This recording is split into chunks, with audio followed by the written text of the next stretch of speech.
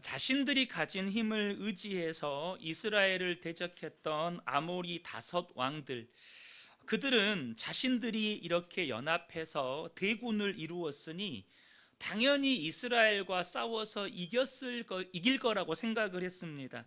그러나 이스라엘과 전투가 벌어졌을 때 그들이 생각지도 못한 일들이 벌어지는 거죠.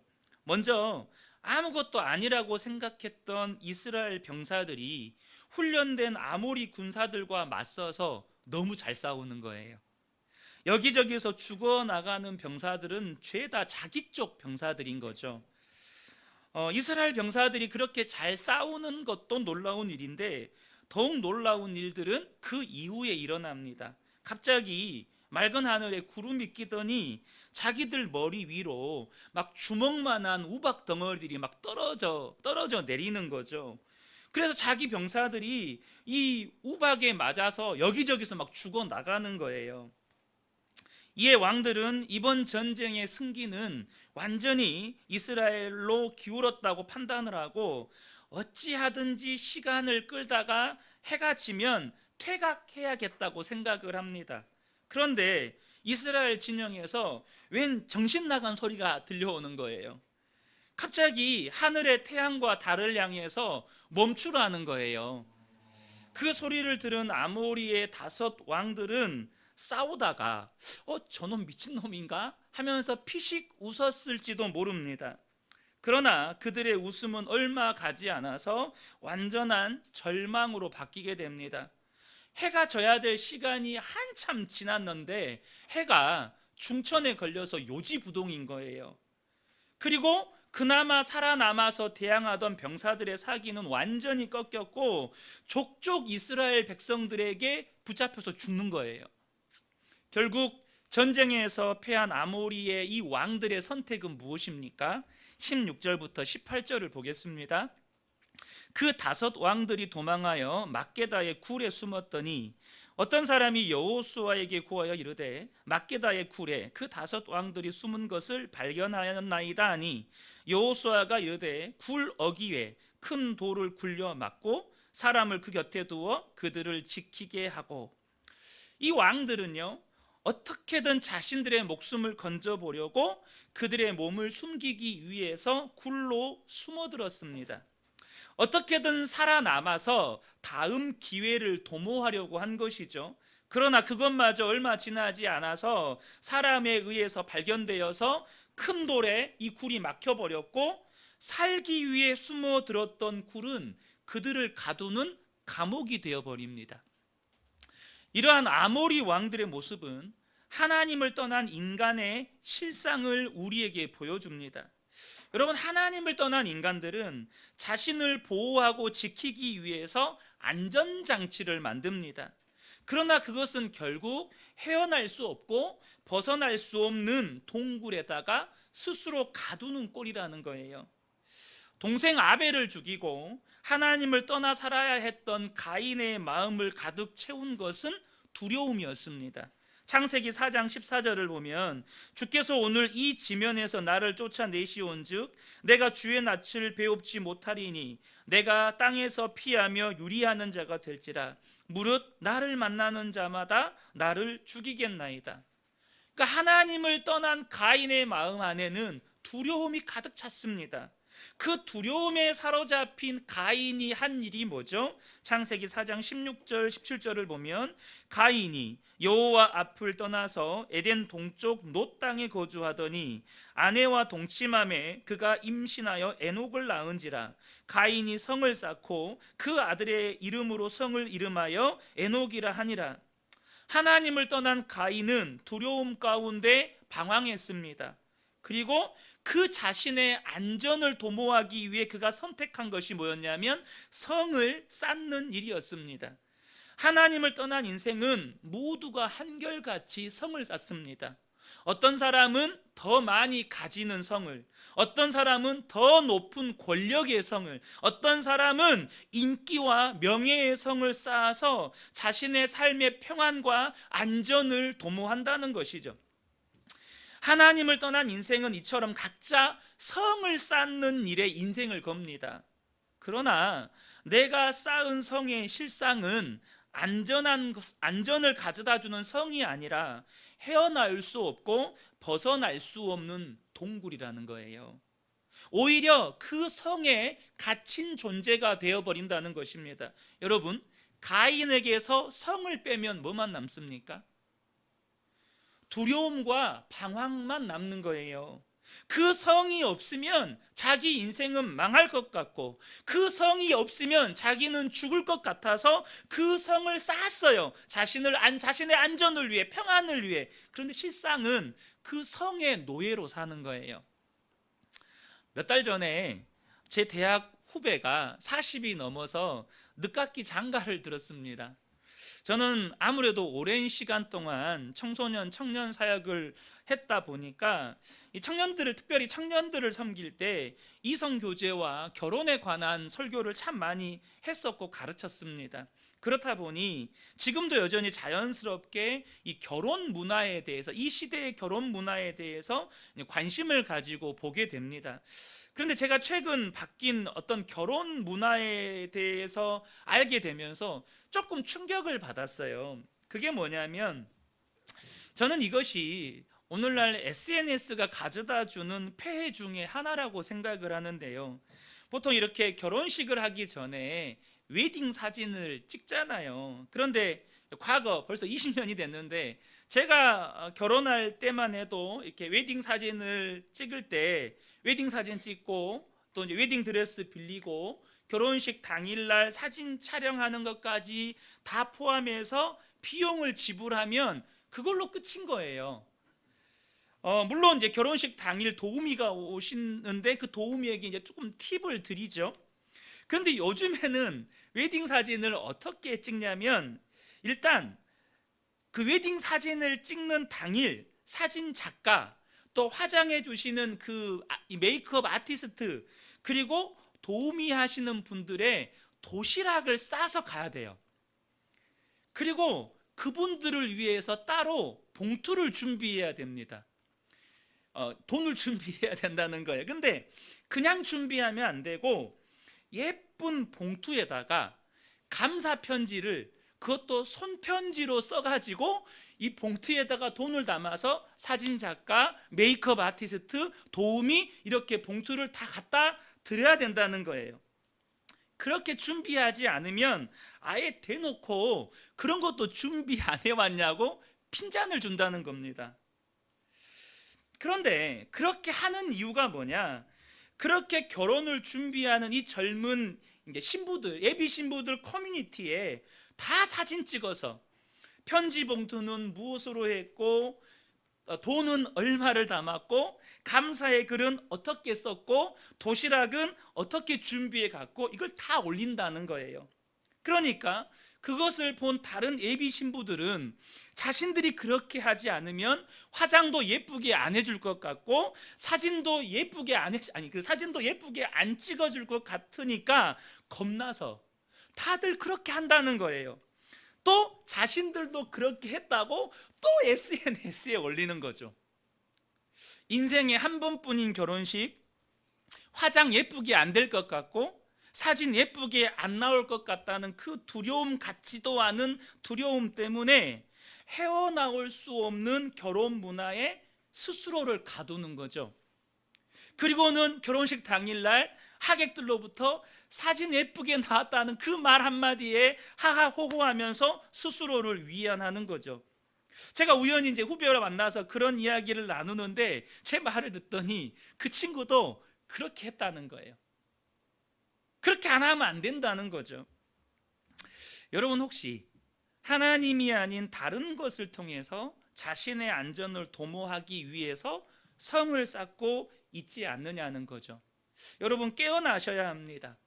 하나님을 인정하지 않고 하나님을 의지하지 않으면 세상 누구도, 세상 어디도 나에게 안전을 가져다 줄 수 없고 평안을 줄 수 없다는 거예요. 그것은 성이 아니라 동굴이에요.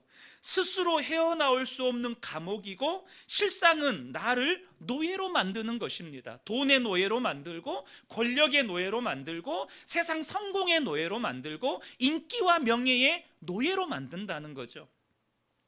여호수아는 이 아모리 왕들을 동굴에 가둔 후에 이스라엘 군사들에게 한 가지 명령을 내립니다. 19절입니다. 너희는 지체하지 말고 너희 대적의 뒤를 따라가 그 후군을 쳐서 그들이 자기들의 성읍에 들어가지 못하게 하라. 너희 하나님 여호와께서 그들을 너희 손에 넘겨주셨느니라. 여기서 아모리 왕들이 동굴에 숨어서 살아남으려 했던 이유를 발견할 수 있죠. 후군이 있었던 거예요. 그러니까 자신들만 살아있으면 이 후군을 통해서 언제든지 다시 준비해서 전쟁을 도모할 수 있었던 것이죠.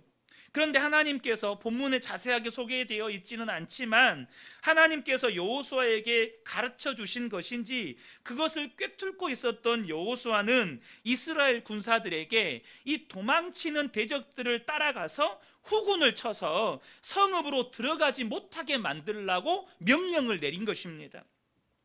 이에 이스라엘 군사들은 여호와의 명령에 순종해서 이 도망치던 적군들을 쫓아가서 후군에게 들이닥쳐가지고 모든 후군들도 다 진멸시킵니다. 극소수의 사람만 이렇게 그들의 성읍으로 도망가게 되죠. 그 결과 어떻게 되죠? 21절을 보겠습니다. 그들이 평안히 막게다 진영으로 돌아와 여호수아에게 이르렀으니 혀를 놀려 이스라엘 자손을 대적하는 자가 없었더라. 무슨 말입니까? 아모리 족속이 다시는 이스라엘을 대적하지 못하도록 완전히 진멸하기까지에 이르러서야 모든 백성이 평안히 막게다 진영으로 돌아올 수 있었다는 것입니다. 여러분, 제가 이 여호수아서 말씀을 나누면서도 잠깐 언급드렸는데요. 여러분, 가나안 정복 전쟁은 성도의 삶에 일어나는 영적 전쟁을 그대로 투영합니다. 이러한 아모리 연합군과의 전쟁은 우리의 삶의 영적 전쟁에 있어서 중요한 원리를 가르쳐 준다는 거예요. 여러분, 삶의 평안을 누리려면 영적 전쟁에서 반드시 승리하셔야 합니다. 본문에서의 이 평안은 여러분 샬롬입니다. 여러분, 샬롬이 무슨 의미이죠? 그냥 단순히 평화가 아니에요.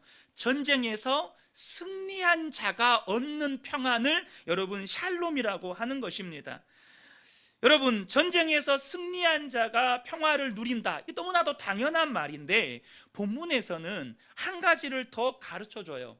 그 평안은 한 번 승리했다고 누리는 평안이 아니고 대적을 완전히 진멸해야 누릴 수 있는 평안이라는 것입니다. 그러므로 한 번 승리에 안주하지 말고 대적의 세력을 뿌리 뽑기까지 싸우라는 거예요.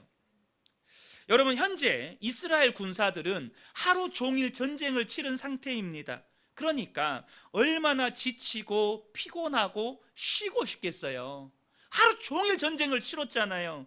심지어 아모리의 왕들은 지금 동굴에 가둬둔 상태예요.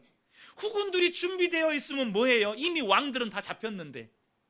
그러니까 이 전쟁은 충분히 승리한 전쟁이라고 말할 수 있어요. 왕들을 다 잡았어요. 승리한 거예요. 그래서 여호수아의 명령을 들은 누군가가 병사들이 하루 종일 싸워서 이미 너무 지쳐있는 상태입니다. 그리고 이미 왕들도 다 잡았는데 우리가 승리한 전쟁 아닙니까? 굳이 따라가서 싸우다가 죽거나 다치면 우리만 손해 아닙니까? 그러니까 여기서 그만 멈추는 것이 좋겠습니다. 이미 우리는 승리했습니다 라고 말을 하고 여호수아가 그 말을 받아들였다면 여러분 어떻게 됐을까요? 그들은 평안히 막게다 진영으로 돌아올 수가 없는 거예요. 그들에게 평안이 있을 수가 없는 거예요. 왜요? 아직 아모리의 후군들은 남아있어요. 그들이 또 새로운 왕을 선출하고 또 이스라엘에게 언제 전쟁을 도모할지 아무도 모르는 거예요. 그러니까 평안을 가장한 그들 안에 불안이 남아있는 거예요. 아직 아모리의 잔존 세력들이 남아있다.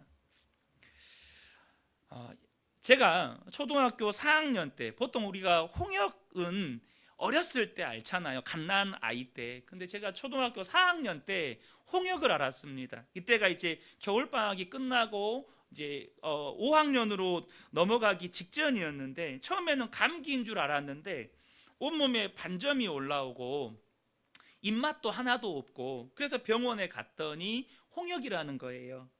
그래서 일주일을 집 밖에도 안 나가고 방 안에서만 거의 생활을 했었습니다.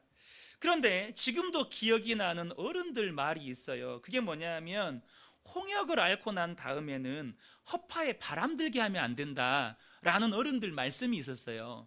그래서 저는 이제 일주일 동안 약 먹고 쉬고 입맛도 돌아오고 몸도 괜찮은 것 같으니까 그 찬 겨울에 밖에 나가서 친구들하고 신나게 뛰어놀았어요. 며칠 지나니까 가슴이 아파오는 거예요. 또 기침을 하면 가래에서 피가 섞여 나오는 거예요. 병원에 갔더니 폐렴 진단을 받았습니다. 그리고 또 얼마 지나지 않아서 폐결핵 진단을 받았어요. 그래서 6개월을 정말 엄청 고생을 했습니다. 내 몸에 바이러스가 완전히 진멸되기까지 치료를 받지 않으니까 폐에 찬바람이 들면서 남아있던 바이러스가 세력을 얻어서 병을 더 키워버린 거예요. 여러분, 이것이 우리의 삶에서 일어나는 영적 전쟁에 그대로 적용되어야 된다는 거예요. 우리가 예수를 믿어도요, 우리 안에는 습관화되고 내면화되고 인격화된 죄의 습성들이 있어요. 이 부분에 대해서는 제가 10월에 죄의 세력과 싸우라는 주제 말씀으로 4주간에 걸쳐서 나눴으니 그 부분에 대해서 언급하지는 않겠습니다. 그런데 우리가 이렇게 죄의 세력과 싸우는 영적 전쟁에서 샬롬의 평안을 누리려면 그 죄의 세력의 뿌리가 뽑힐 때까지 끝까지 싸워야 한다는 것입니다. 예를 들어서 어느 성도에게 중독의 죄가 있어요. 뭐 도박 중독일 수도 있겠고, 알코올 중독이나 음란물 중독이나 게임 중독이나 쇼핑 중독이나 다양한 중독의 죄가 있을 수 있죠. 본인도 알아요. 반복되는 죄로 인해서 너무너무 괴롭고, 그래서 하나님 앞에서 눈물로 회개하며 은혜를 구했어요. 여러분, 그런 경우 있지 않나요? 내가 정말 이 죄만큼은 끊어버리고 싶다. 하나님, 제가 다시는 이 죄를 범하지 않게 해주세요. 그렇게 은혜를 구해요. 어느 날 또다시 유혹이 찾아옵니다. 그런데 하나님의 은혜로 그 죄의 유혹을 뿌리쳤어요. 승리한 것입니다. 얼마나 기쁜가요? 그러나 이 지점에서 저와 여러분이 놓치면 안 되는 것이 있어요. 한 번의 승리가 기쁨을 줄 수는 있지만 평안을 가져다 주지는 못한다는 거예요.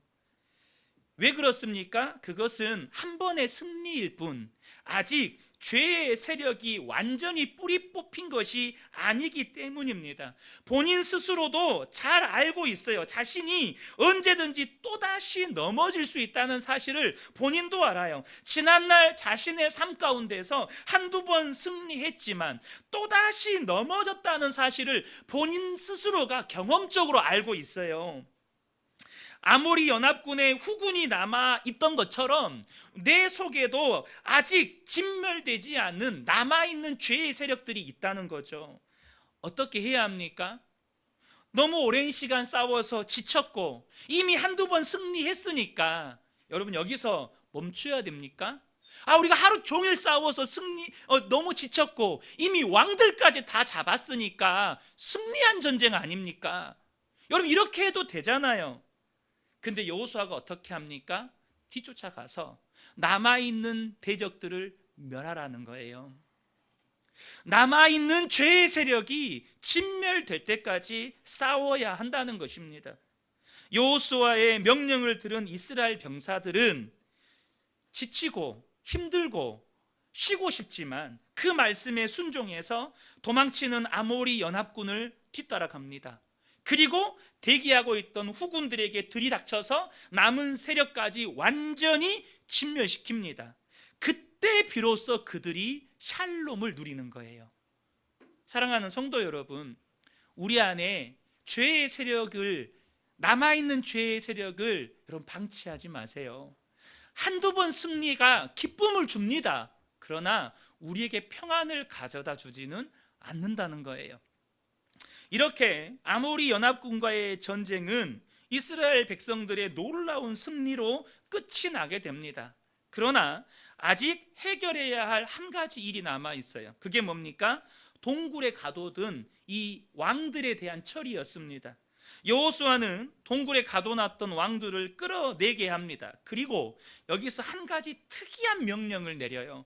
24절을 보겠습니다. 그 왕들을 여호수아에게로 끌어내매 여호수아가 이스라엘 모든 사람을 부르고 자기와 함께 갔던 지휘관들에게 이르되 가까이 와서 이 왕들의 목을 발로 밟으라 하매 그들이 가까이 가서 그들의 목을 밟으매라고 말씀합니다.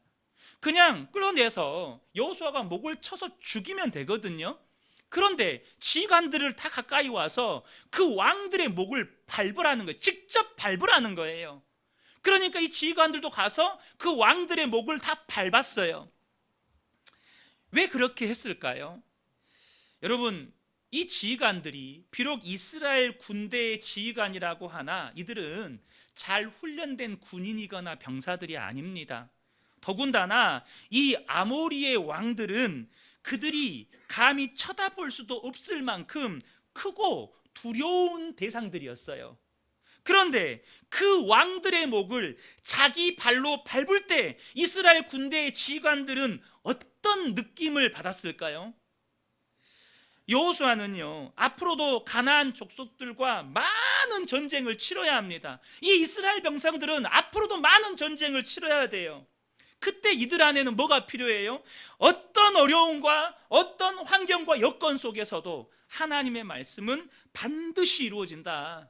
하나님이 우리와 함께 하시면, 우리가 그 하나님의 말씀에 순종하면 하나님은 반드시 이렇게 승리하게 하신다. 이 확신의 감각, 이 믿음의 감각이 이스라엘 군대 지휘관들에게 필요했던 거예요.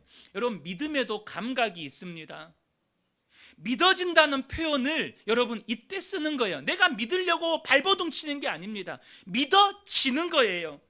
아모리 왕들의 목을 발로 밟았을 때 그 크고 두려웠던 존재들이 하나님 앞에 아무것도 아니라는 그 느낌, 야, 하나님이 함께 하시면 우리 이길 수 있어.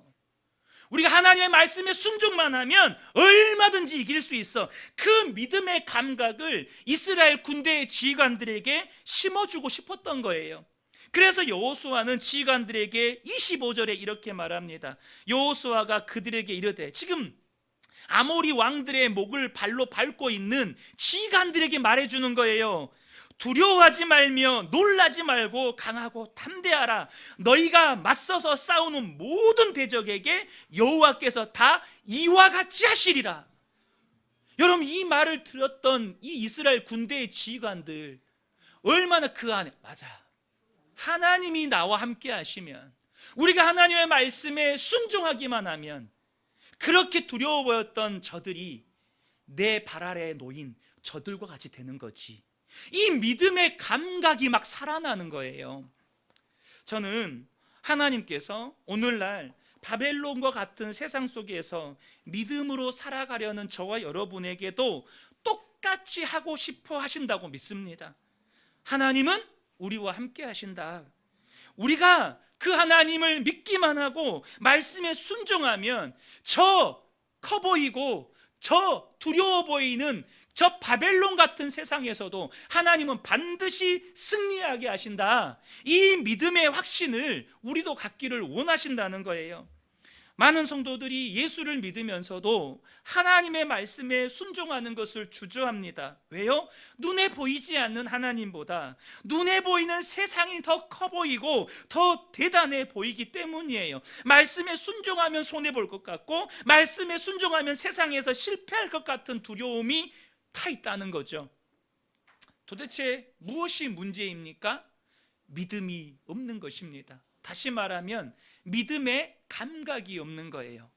눈에 보이지 않는 하나님보다 눈에 보이는 세상이 더 커 보이는 그 감각, 더 나를 두렵게 하는 그 감각, 믿음의 감각이 없는 거예요. 그러니 삶 가운데서 하나님의 역사를 경험하지를 못하는 것입니다. 부끄러운 고백이지만 저 또한 예수님을 믿으면서도 왜 내 삶 속에 기적과 같은 역사를 하나님은 행하시지 않으시는가, 이런 고민들이 수없이 있었습니다. 그런데 여러분, 이번 다니엘 기도회 때 여러분 그 기억나시나요? 우리가 복받기 원하는 것보다 하나님께서 우리에게 복 주고 싶어서 더 안 달라 계신다고.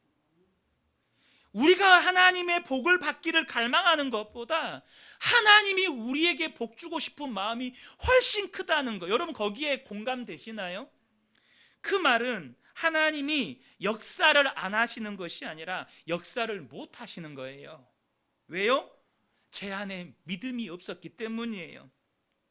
이스라엘 백성들이 40년 광야 동안 받은 믿음의 훈련이 있습니다. 그것은 낮에는 구름 기둥, 밤에는 불 기둥으로 그들과 함께 하시는 하나님을 바라보는 훈련이었어요. 그리고 구름 기둥이 이동하면 이동하는 대로 따라가는 훈련이었습니다. 여러분, 그런데요, 그렇게 하나님 바라보고 하나님의 인도하심에 따라 그렇게 순종하는 것이 무슨 능력이고 무슨 힘입니까? 사실 광야 40년 생활 동안에는 그렇게 실감이 안 났을 수도 있어요. 그런데 그것을 실제적으로 경험한 땅이 바로 가나안 땅입니다. 가나안 정복 전쟁에서 그들은 하나님 바라보고 하나님의 말씀에 순종하여 따라가는 것이 얼마나 능력이 있고 힘이 있는 것인지를 이 가나안 정복 전쟁에서 실제적으로 경험하는 것입니다. 광야에서 하던 것처럼 그들과 함께 하신 하나님 바라보고 여호수아를 통해서 선포된 말씀에 순종했어요. 그러니까 무슨 일이 일어나요? 범람할 듯이 흐르는 요단 강물이 끊어져요. 여리고 성이 무너집니다. 이 성을 정복합니다. 하늘의 해와 달도 멈춰버려요. 아모리 연합군을 진멸시킵니다. 아무것도 아닌 것처럼 보였던 주님 바라보고 주의 말씀에 순종할 때 그 위대해 보였던, 그렇게 두려워 보였던 세상이 하나님 앞에 무릎 꿇게 되더라는 거예요. 제 삶의 실패의 원인이 여기에 있었던 거예요. 목사지만 주님을 바라보지를 않은 거죠. 주님이 나와 함께 계시다는 것을 진짜 믿지를 못하고 주님을 바라보지를 못한 것입니다. 그러니까 주님을 바라보지 못하니까 어떻게 살아요? 내 맘대로 사는 것입니다. 그러니 주님도 역사를 못하는 거예요. 물론 제가 방탕한 삶을 살았다거나 무슨 큰 죄를 짓고 살았다는 말은 아닙니다. 나름대로 정말 성실하게 살아보려고 했고 좋은 목사가 돼보려고 애를 썼어요. 그러나 분명한 건 제가 주님을 바라보고 주님께 순종하고 주님의 말씀 따라 살았던 것은 아니었다는 거죠. 그러니까 주님이 역사를 하실 수가 없는 거예요. 그런 삶으로는 주님의 역사하심도 경험할 수 없지만 승리도 없고 평안도 있을 수가 없는 것입니다. 저는 오늘 함께 예배드린 우리 모든 성도님들 안에 이 믿음의 감각이 회복되시기를 예수님의 이름으로 축복합니다. 주님이 나와 함께 하신다. 내가 그렇게 두려워했던 아모리의 왕들, 정말로 내가 그렇게 두려워했던 세상, 그러나 나와 함께 하시는 주님을 바라보고 주님의 말씀에 순종하기만 하면 나는 반드시 순종한다. 나는 반드시 하나님이 주시는 복을 누리게 된다. 이 믿음의 감각이, 세상보다 하나님이 더 위대해 보이는 이 믿음의 감각이, 눈에 보이는 세상보다 눈에 보이지 아니하신 하나님이 내 안에 계시다는 것이 분명하게 믿어지는 이 믿음의 감각이 회복되는 은혜가 우리 모든 성도님들에게 임하시기를 축복합니다. 이스라엘 군대 지휘관들이요, 그 감각을 실제 경험하려면 여호수아의 말에 순종하여 그렇게 두렵게만 여겼던 아모리 왕들의 목을 직접 밟아야 했어요. 다시 말해서 우리가 그 믿음의 감각을 실제로 경험하려면, 그리고 앞으로 남은 전쟁에서도 승리를 경험하려면 지금 내게 주신 말씀에 순종하는 은혜가 있어야 한다는 거예요. 지금 군대 지휘관들이 목을 밟았잖아요. 지금 내게 말씀하시는 그 말씀에 내가 순종해야 한다는 것입니다.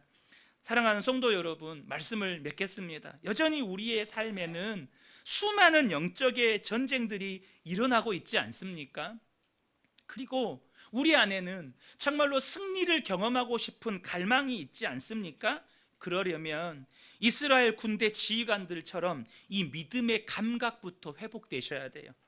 주님이 나와 함께 하심을 믿고 오늘 나에게 주시는 그 말씀에 순종할 때 우리 안에 그 믿음의 감각, 눈에 보이는 세상보다 내 안에 계신 하나님이 위대하시다, 내가 그 하나님 바라보고 하나님의 말씀에 순종하면 하나님 반드시 승리하게 하신다, 그 믿음의 감각이 회복되고 한 번의 승리에 안주하는 것이 아니라 남아있는 죄의 세력이 진멸될 때까지 싸울 때 우리가 진정한 승리를 누리고 참된 샬롬을 누리게 된다는 것입니다.